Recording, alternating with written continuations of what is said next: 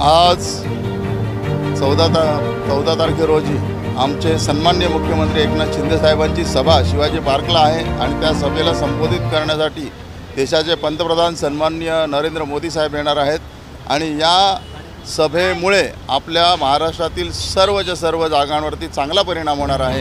आमचे सन्माननीय मुख्यमंत्री एकनाथ शिंदे साहेब यांनी आम्हाला MMRDAचा SRA प्रकल्प मंजूर करून दिला। 16,575 घरांना त्याचा फायदा झालेला आहे।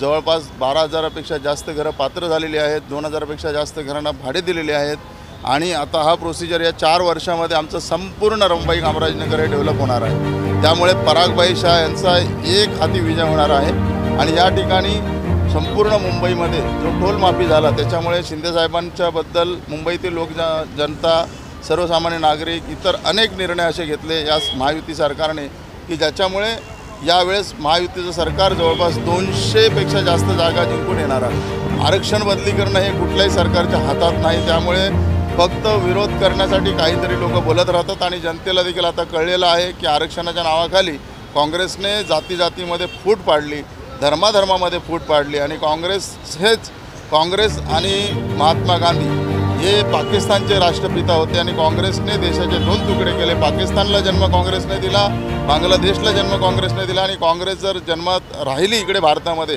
तर काँग्रेस भारताचे 10-12 तुकडे करणार।